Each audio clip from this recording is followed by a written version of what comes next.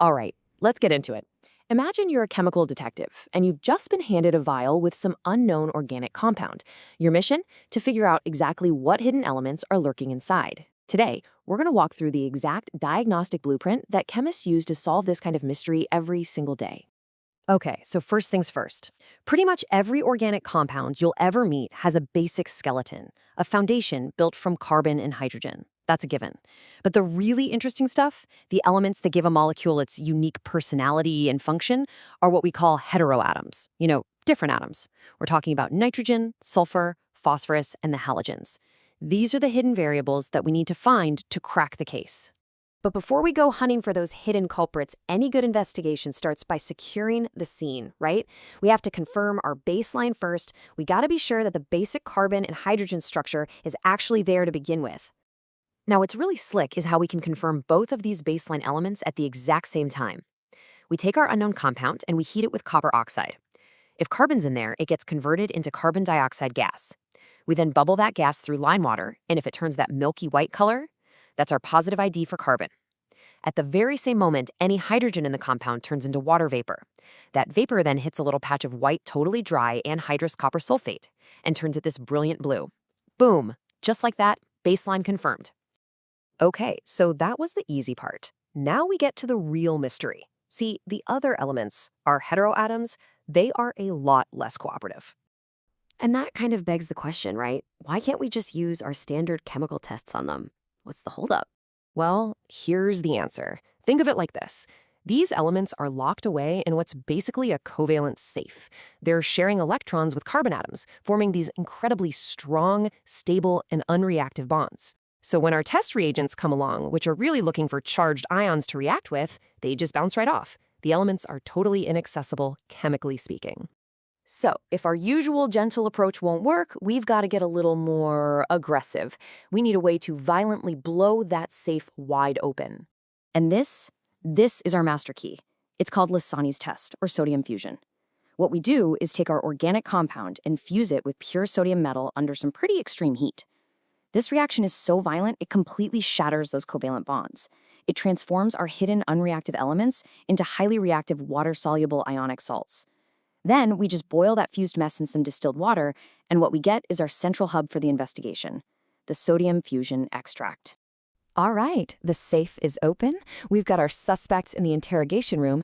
Now, using this sodium fusion extract, we can finally begin the systematic interrogation of each and every potential element. Think of this as our interrogation roadmap. If the original compound had nitrogen, it's not nitrogen anymore. In our extract, it now exists as sodium cyanide. If it had sulfur, it's now sodium sulfide. And if there were any halogens, well, they're now sodium halides. These new ionic forms are the culprits we're looking for. Let's start with nitrogen. We take a bit of our extract, add some iron sulfate sulfate, give it a boil, and then add some acid. If those cyanide ions are present, a whole chain of reactions kicks off, and it forms this complex chemical called ferrocyanide. But honestly, all you need to remember is its much cooler name and its signature color, Prussian blue. That deep, unmistakable blue is a definitive confession. Case closed on that one. Nitrogen is present. Next up, sulfur. This suspect actually gives us two different ways to get a confession. Path number one, we acidify the extract and add lead acetate. If this dense black solid just appears out of the clear liquid, that's lead sulfide. That's a positive ID. Path number two is even easier. Just add a few drops of sodium nitroprusside. If a deep violet color flashes up, that's also a positive ID. Two different paths, but they both lead to the same conclusion. But just like in any good detective story, chemical analysis has its own complications. There are plot twists and red herrings that can totally throw you off the trail if you're not paying attention. And this is a classic plot twist. What if both nitrogen and sulfur are in the compound together? Well, they conspire. During that sodium fusion, they combine to form sodium thiocyanate. So now, when we run our nitrogen test, we don't get that nice Prussian blue. Instead, we get this blood red color. Now, that color tells us something is going on, but it completely masks the signal we were looking for. We get what's called a false negative. Our nitrogen test fails, even though nitrogen is definitely there. The fix? You just repeat the fusion with way more sodium. That overpowers their partnership and forces them to form separate cyanide and sulfide ions. Okay, let's move on to the halogens. before we can even begin to question them, we have to clear the room of any other suspects. If there's any of that cyanide from nitrogen or sulfide from sulfur hanging around, they'll react with our silver nitrate test and give us totally misleading results. So first, we have to clear the field. We boil the extract with concentrated nitric acid. This safely breaks down any leftover troublemakers and removes them as harmless gases, leaving us with a clean sample for an accurate test.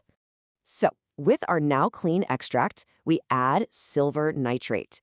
This makes a solid silver halide form. Step 1 is easy. Just look at the color. A white solid points to chlorine. A pale, kind of creamy yellow one suggests bromine. And a distinctly yellow one, that's got to be iodine. For confirmation, we move to step 2. We add ammonium hydroxide. If that white solid dissolves easily, it's definitely chlorine. If the creamy yellow one only kind of dissolves, we've got bromine. And if that bright yellow solid is completely stubborn and doesn't dissolve at all, we found our iodine. It's a perfect diagnostic tree. That leaves us with just one final element to track down: phosphorus. And this one's the outlier of the group. It plays by a totally different set of rules and needs its own unique method of detection. Yeah, for phosphorus, we don't even use the lost signs extract. Instead, we take the original compound and heat it with a really strong oxidizing agent. This forces any phosphorus to turn into phosphate. Then we boil that solution with nitric acid, and finally, we add our special reagent, ammonium molybdate.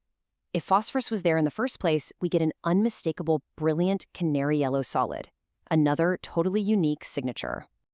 And with that, our investigation is complete. We've interrogated every single suspect, we've navigated all the plot twists, and we have gathered all of our evidence. It is time to lay it all out. And here it is, our complete case file, all laid out. This is the master diagnostic matrix. Carbon gives us milky lime water, hydrogen turns copper sulfate blue, nitrogen confesses with that deep Prussian blue, sulfur with a black solid, the halogens with their own unique colors and solubilities, and phosphorus with that bright canary yellow. We've forced every element to reveal its own unique visual fingerprint. Case closed. So when you step back and look at the whole thing, what's the big takeaway here? What we've just witnessed isn't really just a series of tests. It's actually a profound act of controlled transformation. I mean, think about it. We start with these invisible elements locked away in a totally unreactive state. By strategically and sometimes violently shattering those bonds and using very specific reagents, we force them to reveal themselves. We are literally transforming the hidden microscopic architecture of these molecules into vivid, macroscopic visual signatures that we can see with our own eyes. And that's the real power here, using controlled destruction to uncover fundamental truths. In chemistry, just like in any investigation, sometimes the only way to find out what something is made of is to break it down. It makes you wonder, doesn't it? What else is hiding in plain sight, just waiting for the right key to unlock its secrets?